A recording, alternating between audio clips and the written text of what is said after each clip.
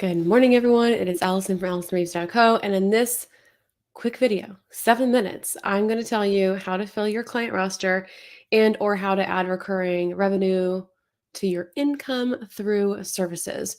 I shared in the free Mindful Marketing Maven group how I was recently able to add a decent amount of recurring income to my revenue, and it sold out pretty quickly, the services that I offered, and I now have a wait list until at least March, and it's February now I'm recording this. So in this video, I'm going to tell you a little bit about what makes coaching and services different, when you may want to add services to your income, how to make sure you're set up for success, and answer any questions you have in 7 minutes or less. So with all that said, let's jump in.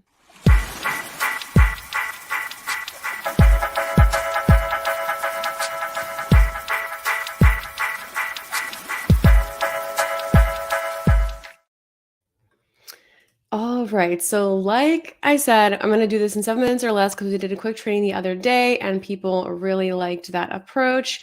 Looks like we're live in the Facebook group. Everything is working. So I wrote a pretty long post, which you can find in the Mindful Marketing Mavens group. I'm not going to cover that outline because we could probably be here for 40 minutes if I covered that whole thing. But there are a few key differences between services and coaching. So for those of you who don't know, I started blogging in 2017.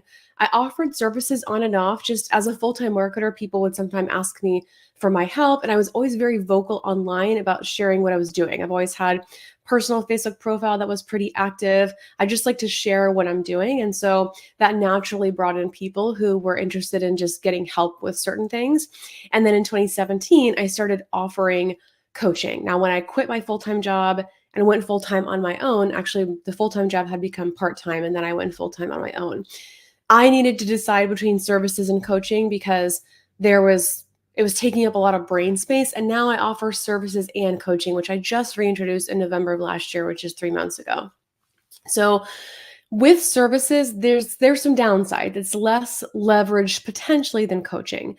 You have built-in overhead for every new client because you've got overhead for your time and doing more tasks, or you have overhead for either subcontracting or hiring contractors or whatever.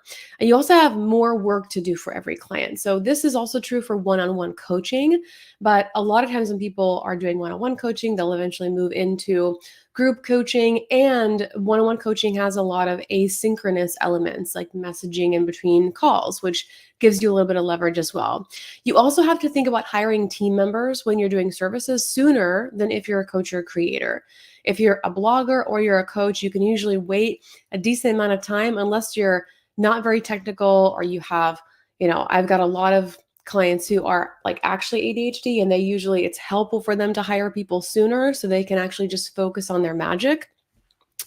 But generally speaking, as a coach or creator, you can wait longer before you hire, and you have to have a very strong energetic boundaries when you're a service provider. This is also true if you're a coach. But with service providers, there's a mentality for people that hire service providers where they feel a little bit more like they own your time or they own the work.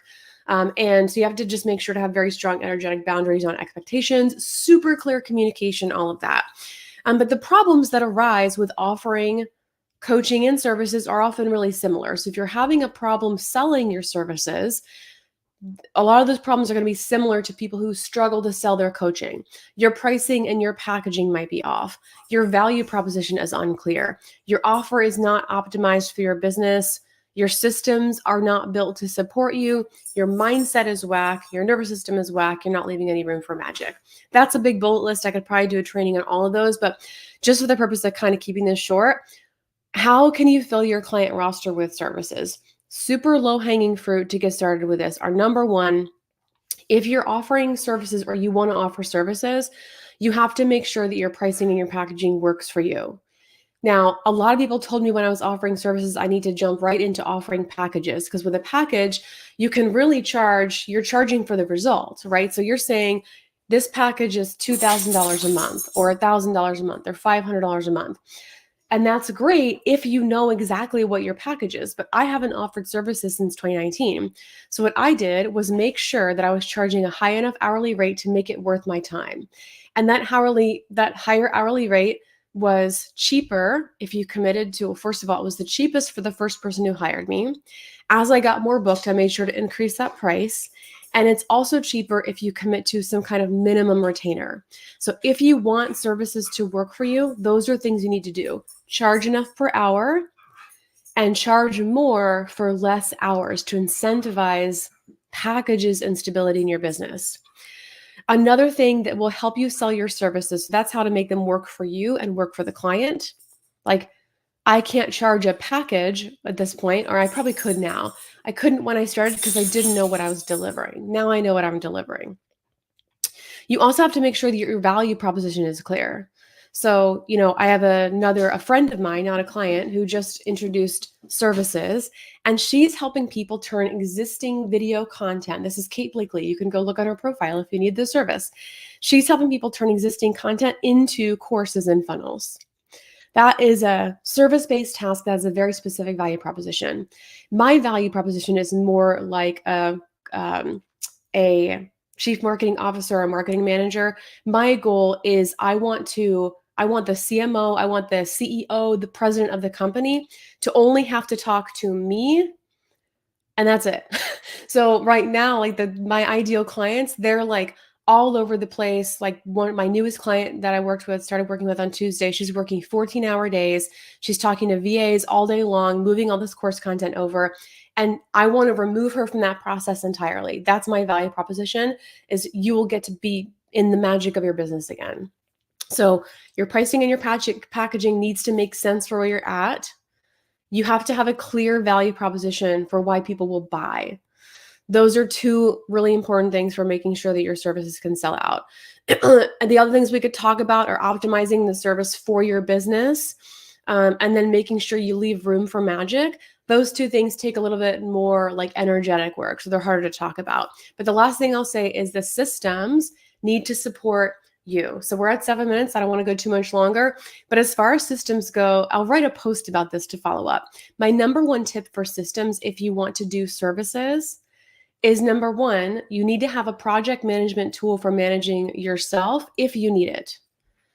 And number two, as often as possible, you want to be working in the client's project management tool and managing your tasks in the client's project management tool.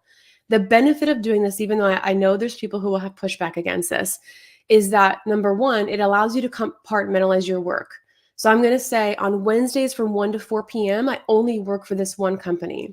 It's super easy to compartmentalize because all my project management is in their system. So I'm checking my email with their company. I'm using Trello with their company. I'm doing meetings on their meeting tool, et cetera, and my calendar is integrated. But then when I have another client that I just started working with who works in ClickUp, super easy to compartmentalize because I'm using her project management tools.